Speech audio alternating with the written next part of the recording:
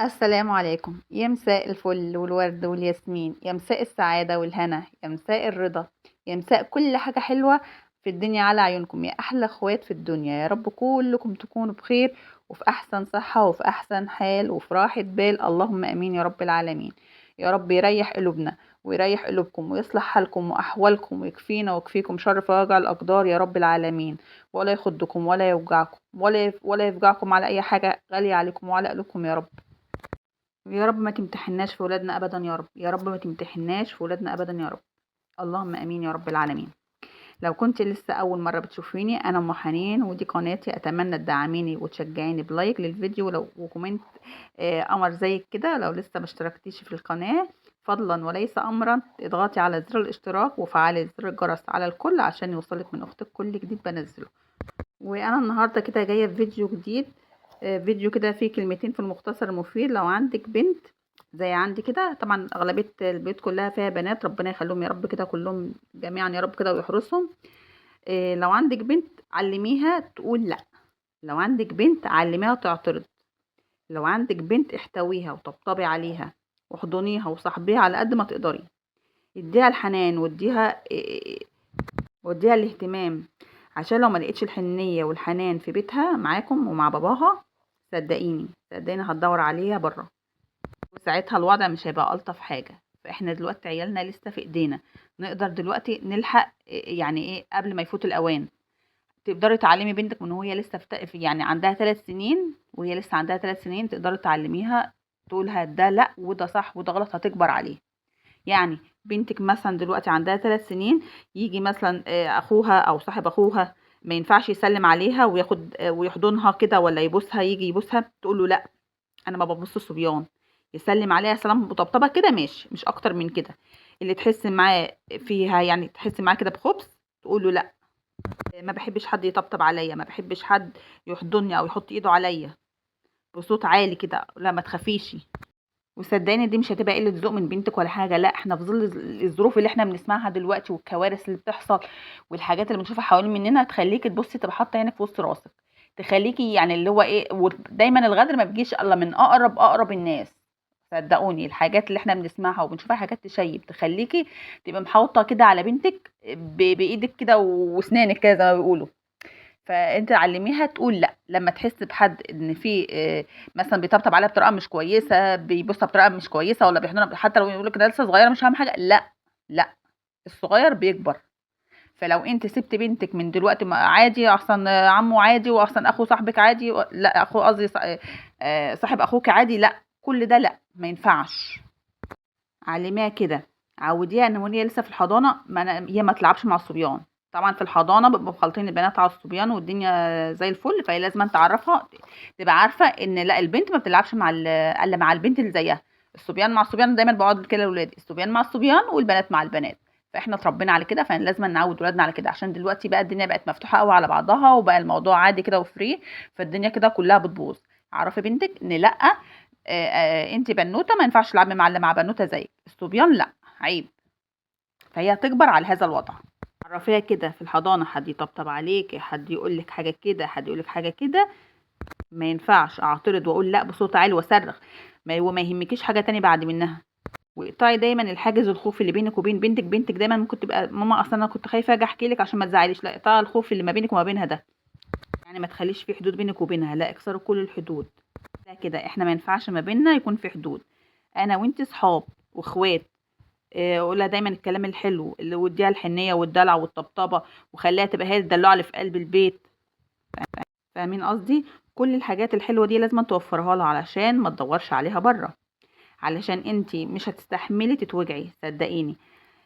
يعني يا رب يا رب ما يوجعنا ابدا في بناتنا ولا في ولادنا ولا يورينا فيهم اي حاجه وحشه خالص. علشان عايزه اقول لكم على حاجه كمان، الموضوع كمان التواصل الاجتماعي دوت اللي بوظ الدنيا، السوشيال ميديا والتربيه الحديثه والوضع اللي بقينا فيه زي الزفت ده ما بقاش الطف حاجه خالص. ولازم برضو تعرفي صحاب بنتك ايه، مين هم، إيه اهاليهم، ايه مكانهم فين. ما ينفعش ابقى سايبه لها الدنيا كده مفتوحه وعلى عايم كده خلاص مش اشكال. انا ماما ده انا صاحبتي فلانه في المدرسه وانا ما اعرفهاش، لا أو خلاص صاحبها، لا، اروح المدرسه واروح واسال عليها واسال المدرسين فلانه دي كويسه، طب اسلوبها ايه معاكم في المدرسه، اسلوبها ايه معاكم في الدرس. ابقى شايفه بنتي كده مثلا وهي في الدرس وهي ماشيه مع صاحبتها، مش لازم ان انا اوريها نفسي، يعني انا بشوفها اشوف صاحبتها وهي ماشيه مع بنتي صوتها عالي في الشارع ولا لا، بيضحكوا في الشارع ولا لا.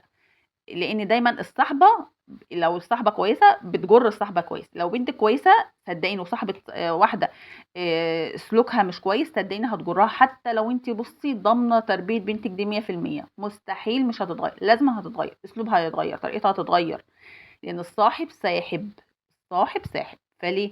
فاحنا كده من دلوقتي ابقى انا فاهمه بنتي صاحبتها مين ومين، اخرهم مع بعضهم في الكلام، حدودهم لحد فين في الكلام. بس انا طبعا الحاجات دي كده كلها مش هبقى مطفله على بنتي فيها بالاجبار، لا، لما انت تصاحبي بنتك هي هتيجي تحكي لك على كل حاجه منها لنفسها. لو انت مصاحباها ومش يعني مش شد عليها الحبل قوي اللي هي تبقى تخاف منك انها تيجي تحكي لك، ولا تخاف منك انها تخبي عليك حاجه، اصل ماما لو عرفت كذا هتضربني، او اصل ماما لو عرفت كذا، لا لا لا لا، احنا مش عايزين عنف خالص، احنا عايزين ناخد كل حاجه كده بالهداوه، واحده واحده، لحد ما احنا يبقى احنا كده ايه جوه دماغ عيالنا، نبقى احنا فاهمين هما بيفكروا في ايه. ما تطلعيش نفسك قدام عيالك ان انت ما انتش فاهم حاجه في السوشيال ميديا وما انتش فاهم حاجه في جيلهم. هيبص هيدلتوكوا خالص، هيركنوكوا على جنب، اصل ماما مش فاهمه حاجه في اللي احنا في جيلنا. لا، انت عرفوهم ان انا من جيلكم، حتى لو انت مش من جيلهم زي حالاتنا كده، احنا جيل الثمانينات ما نعرفش حاجه في الاجيال زي كده دلوقتي، وما تربناش على ده. بس احنا مش لازم نعرف ولادنا ان احنا ما احناش فاهمين حاجه في جيلكم. فهم يطلعوا بقى يدوروا على اصحابهم بره اللي من جيلهم، يقعدوا بقى يحكموا، كل واحد بيتكلم عن تجاربه. فبنتك هتلقط من بره تجارب صاحبتها، مش تبقى عارفه ان ده صح وده غلط. خليها دايما تبقى حاطه في دماغها ان انت يعني اكتر واحده في الدنيا حباها، اكتر واحده عايزاها تكون احسن منها واحسن من اي حد في الدنيا. دي صدقيني بتعطي راحه نفسيه لبنتك وتخليها تيجي تتكلم معاكي بطمانينه. برضك علمي بنتك ان هي نازله تلف الحجاب كويس، ما ينفعش دلوقتي اللي هو الحجاب اللي هي زي لابساه ومش لابساه، اللي هو بقى نص شعرها باين بره، رقبتها تبقى باينه واسمها كده تبقى محجبه. ولا لا، البنت المسلمه المتربيه ما ينفعش حاجه من جسمها تبان، رقبتها تبان، شعرها تبان، ده كده مش حجاب. علميها اللي احنا ازاي، يعني انا بشوف بنات والله العظيم بيبقوا لسه في اعدادي، يعني في اولى اعدادي وفي ثانيه اعدادي، لابسين الانسيالات والخلاخيل وحاطين الماسكارا. عارفه ان كل ده ما ينفعش، ما ينفعش، انت مش رايحه فرح، ما ينفعش، انت رايحه درس، انت رايحه تتعلمي. فاللي بقى رايح يطلب العلم ما ينفعش يعمل في نفسه كل ده، ما ينفعش. ما ينفعش مثلا ابقى سايبه رقبتك باينه من الطرحه، شعرك باين من الطرحه، واقول بنتي محجبه. ما ينفعش مثلا تبقى لابسه البنطلون هو يبقى ضيق وقصير كده من على الرجل، والخلخال باين والانسيالات واللي مش عارفه ايه، كل ده ما ينفعش، ما ينفعش. احنا يعني انا لما اكون ماشيه مثلا وشايفه بنت بالمنظر ده، اول حاجه بقولها هي فين امها، يعني هي امها سايباها نازله كده ازاي، فين اهلها. فما ينفعش ونيجي بعد كده نقول حالات التحرش كترت وحالات الاغتصاب كترت وحالات. ما هو من البدايه احنا لو علمنا اولادنا العفه من البدايه هينزلوا. مستحيل واحده مثلا تكون لابسه واسع وماشيه محترمه حد مثلا هيضايقها بكلمه، هيروحوا يضايقوا للي بيشدوهم للكلام ده، لللبس، للمكياج، للمش عارفه ايه، الحاجات دي. خلاص انا كده نازله بقول والنبي عكسوني، انا لابسه ضيق اهوت ولابسه اكسسوارات وحاطه مكياج وعامله ومسويه، فانت مستنيه ايه؟ مستنيه بنتك هتجيلك بايه؟ لازم هتيجي بمصيبه. فانت اول حاجه عشان تحافظي على بنتك تبقي انت مطمنه عليها وهي بره، لازم تعلمي بنتك في العفه في لبسها في شكلها، ما ينفعش في اسلوبها في طريقتها وهي ماشيه مع اصحابها، ما ينفعش صوتك يبقى عالي في الشارع، ما ينفعش نضحك بصوت عالي، ما ينفعش.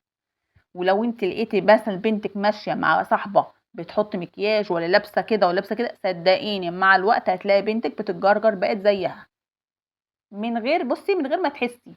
هتلاقي شويه شويه عملت الحجاب زيها، شويه شويه لبست اكسسوارات زيها، شويه شويه عملت مكياج زيها، اصلا خفيف يا ماما. الحاجات دي كله ما ينفعش، ما ينفعش. لازم نعرف ولادنا ايه اللي ينفع وايه اللي ما ينفعش. ما ينفعش اقول اصلا خلاص بقى هي كبرت ولازم تبقى زي اصحابها عشان ما تبقى زيها لا لا لا، ما فيش الكلام ده، ما ينفعش. ونيجي بعد كده نقول البنات سلوكها بقى عامل ازاي كده، نيجي نقول الدنيا بقت تقل خيرها. ما هو من البدايه من الاهل يا جماعه. الام لو هي قاعده حاطه عينها في وسط ولادها، انت وراكي ايه؟ انت وراكي ايه لاولادك؟ معلش انت مش تاخدي بالك من ولادك ما تخلفيش. يعني انا بتكلم بمنتهى الصراحه، انا بتكلم بناء على اللي انا بشوفه في الشارع، على اللي انا بسمعه. ايه يا جماعه ده؟ ايه ده؟ وبرضه عودي بنتك اي حاجه تحصل معاكي بره، سواء كانت حلوه سواء كانت وحشه، تعالي قوليها له وما تخافيش. نكسر حاجز الخوف ده خالص. دايما تكوني مصاحبه بنتك، دخليها في حياتك وانت كمان خشي في حياتها. يعني اللي هو ايه، اصلا لازم ادي بنوته لها خصوصيات؟ لا، مفيش خصوصيات بين البنت وامها، مفيش. انت لازم تحشري نفسك كده في حياه بنتك وتعرفي التليفون بتاعها ده كده. حتى لو انت يعني بصي انت واثقه في بنتك مليون في الميه، برضه وهي نايمه كده أقوم ساحبه التليفون اشوفها بتتشات ايه، يعني اجيب كده المحادثات بتاعه الواتس مع زمايلها، حتى لو انا عارفه صاحبتها دي كويسه برضه اشوفهم بيتكلموا في ايه. اشوف بنتي بتوصل لي رساله اللي هي بتحكيها لي صح ولا غلط. اشوف مثلا صاحبتها اخرهم ايه، بيتكلموا في ايه واولهم ايه واخرهم ايه، ابقى انا فاهمه الدنيا ماشيه ازاي. ما يبقاش سايبه كده الدنيا عايمه كذا ما عايمه، اقول اصلا دي صاحبتها دي انا عارفاها دي كويسه. طب انا ما اضمنش صاحبتها ديت ممكن بعد كده يتكلموا في ايه، ابقى انا فاهمه دماغهم واصله لحد فين. اشوف مثلا بنتي في البحث، اشوف مثلا كانت بتبحث عن ايه، بتتفرج عن ايه. اشوف الحاجات ديت، ما يبقاش انا سايبه كده الدنيا عايمه كده وانا في ميه البلوزه كده مع نفسي. لا، ما ينفعش ما ينفعش خالص. حتى لو انت واثقه في بنتك مليون في الميه، بس انت ما انتش واثقه في النت اللي في ايدها، في التليفون اللي في ايدها بينزل ايه. يعني انت ما انتش واثقه اللي بينزل حاجات كده، ساعات بينزل فيديوهات كده وهي بتفر كده في التليفون، بتقابل ايه معاها. ابقى انا مفهماها ده ايه وده ايه.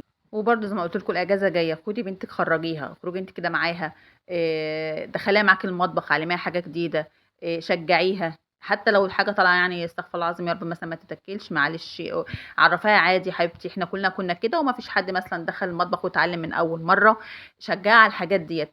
املي فراغها. يعني انت دايما خليكي معاها في كل حته كده، تبقى ايه يعني ايه، تبقى زي ضلها كده. ليه بقى؟ لان لما بيحصل كوارث والعياذ بالله، يعني ربنا يكفينا يا رب الشر جميعا يا رب، اول حاجه بيتكلموا عليها هي كانت فين مامتها، مامتها كانت بتعمل ايه. فاهمين قصدي؟ فاحنا مش عايزين الامور توصل بينا للمرحله ديت. احنا عايزين ولادنا دلوقتي لسه في ايدينا، نقدر دلوقتي نوجههم الصح فين والغلط فين. زي ما قلت لك، بنتك لو لقت الحنيه معاك والامان والطبطبه، صدقيني صدقيني بنتك هتبقى بص تحت طوعك لحد كمان ما تتجوز. شفت بقى ازاي؟ لحد كمان ما تتجوز هتبقى كلامها وحكاويها معاكي انت اللي اقرب واحده ليها. انت اللي ما تفتشي مثلا سرها، مش لو ما يجي ابوكوا والله لا اكون قايله له مش عارفه، خلاص انت كده مش هيبقى في ثقه بينك وبينها. انت في حاجه بينك وبين بنتك مثلا، انت شفتها مثلا عملت تصرف غلط او حاجه غلط، مش لازم بقى اهددها بقى وارهبها واقول لها لما يجي ابوك انا هقول له ده انا مش عارفه ايه، ده انا هعمل وهسوي. صدقيني هتخاف منك وخلاص، الثقه اللي ما بينكم هتتكسر، ومش هتقول لك على حاجه تاني بعد كده. فاهم؟ حتى لو انت عملت ايه بقى، فخلاص مش هتعرفي بقى بعد كده تسحبها ليكي تاني. فانت دلوقتي بنتك لسه تحت جناحك، تعرفي توجهها فين والصح فين والغلط فين. اعلم بنتي مثلا النظافه الشخصيه ازاي، اعلم بنتي ايه ينفع امتى وما ينفعش برضو امتى. ما سيبهاش كده للحياه تلطش فيها كده لوحدها، ما ينفعش. ما ينفعش اقول اصلا كده كده ما انا بنتي خلاص كبرت ويعني بقت فاهمه. لا، عمرها ما هتفهم، عمرها ما هتفهم زي ما انت مثلا ما فاهمه. عمرها ما هتعيش تجارب مثلا في الحياه الا لما انت لازم تقولها ده صح وده غلط من وجهه نظرك انت ليها. فانت المفروض لا حبيبتي ده غلط. مثلا صاحبتك دي لا صدقيني انت يعني بصي انا اقول لك على حاجه، انت مثلا تكوني شايفه مثلا الخبث في عين صاحبتها، بيبقى في اصحاب كده بقى فيهم كده خباثه غيره، فانت كأم انت شايفه، لكن هي كصاحبتها لا، هي ما هياش شايفه، هي ما هياش عارفه. فانت لازم تعرفي لا على فكره صاحبتك ديت مش كويسه، حاولي ابعدي عنها. مش لازم تجبريها وتلزميها ان انت لو كلمتيها على الله اشوفك بتكلميها تاني. لا لا لا، صدقيني انت كده بالسياسه وبالراحه. يا حبيبتي دي غلط، حبيبتي مثلا هي ما مش بتحبك على فكره، هي بتغير منك على فكره، على فكره. هي بعد كده هتكتشف ان كلامك على فكره صح، وطالما اكتشفت لو في موقف واحد ان كلامك صح، بعد كده في كل حاجه هتبقى مصدقه على كلامك. لا ماما مش ماما بتقول كلام صح. فاهمين قصدي؟ وبعدين انت كمان بقى برضو كأم، خلي ما بينكم كده لغة كلام كده مشتركة ما بينكم. خلي بقى في كده ايه، الرغي اللي هو ايه، شفت زي ما كانوا بيتكلموا كده اصحابك ما بتزهقيش معاهم من كتر الرغي والكلام. حاولي كده مع بنتك، قربي بنتك ليكي، دخلي بنتك في حياتك. دخلي بنتك في يعني بصي في كل حاجه، عشان زي ما انت ما عايزاها ان انت تخشي في كل حاجه في حياتها، انت كمان برضو لازم تدخليها في كل حاجه في حياتك. طالما انت شايفه ان هي كبرت، وطالما انت شايفه ان هي يعني خلاص بقى بتاخد القرارات الصح، انت برضو لازم تدخليها في حياتك، عشان هي برضو بتتعلم المسؤوليه واحده واحده، تطلع بعد كده برضو تبقى انسانه مسؤوله، تبقى فاهمه لا لو الدنيا لو جت عليها في حاجه زي كده ماما كانت بتقولي اتصرفي كذا كذا. تبقى هي فاهمه وعارفه، ما تسيبهاش كده لوحدها كده مع نفسها، ما ينفعش خالص. ودايما انت برضك تعرفي كده بنتك حبيبتي، انا بنصحك عشان عايزاك تكوني احسن مني، عايزاك تكون احسن واحده في الدنيا، مش عشان خاطر عايزه منك حاجه. يعني مثلا دلوقتي انت لو معاك اصحابك فصاحبتك زي ما انت مثلا بتعامليها، هي برضو بتبقى عايزه منك حاجه، انت عايزه منها حاجه. لكن لما تكون مع امك، امك مش عايزه منك حاجه، امك عايزاك تكون احسن واحده في الدنيا كلها، مش احسن منها بس، احسن واحده في الدنيا كلها. مفيش غير الاهل، أو يعني عامه الام كمان بالاخص، سيبك من الاهل كلهم. الام بس بالذات هي اللي بتبقى عايزه اولادها احسن من اي حد في الدنيا، وعمرها ابدا ما هتضلهم، عمرها ابدا ما هتغشهم، ابدا ابدا. فانت لازم تعرفي ان انا اقرب واحده ليكي، وان مهما حصل معاكي امك هي اللي تبقى واقفه جنبك، امك اللي هتبقى معاكي. لازما تعرفوا ولادكم الكلام ده. يا رب تحفظ ولادنا يا رب، يا رب استودعناهم عندك يا رب. يا رب ما توجعناش ولا توجع قلوبنا عليهم ابدا يا رب، وما تحرمناش منهم ابدا يا رب، وما تخضناش عليهم ابدا يا رب. تحفظهم بحفظك وتراعيهم برعايتك يا رب، اللهم امين يا رب العالمين. وابعد عنهم صحاب السوء، وكفيهم شر طريقهم، صبيان او بنات يا رب. واسفه يا جماعه لو الفيديو كان طول عليكم شويه، انا والله يعني ايه سرحت معاكم كده في الكلام وطلعت كل اللي جوايا معاكم. واتمنى يا رب الفيديو تكونوا استفدتوا منه، وكل ام تسمعه وتطبقه على قد ما تقدر. ويعني ايه، حاولوا يا جماعة، يعني اللي عنده حاجة يقولها للتاني. انا مثلا دلوقتي لما حسيت ان انا لا عايزة اطلع اتكلم في حاجة زي كده مع كل الامهات اللي زينا، عادي انت برضك لو عندك اي حاجة تقدر تقوليها، نفيد بعضنا. احنا دلوقتي بقينا في زمن وفي جيل غير الزمن وغير الجيل اللي احنا اتربينا عليه. فاتمنى يعني كلنا نشجع